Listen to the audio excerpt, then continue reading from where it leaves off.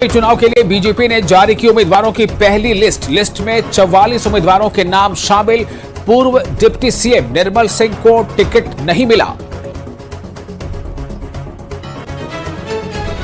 Mission Kashmir के लिए BJP करेगी धुआंधार प्रचार। घाटी में 1 जबकि जम्मू संभाग में लगभग 8 रैलियां कर सकते हैं पीएम मोदी।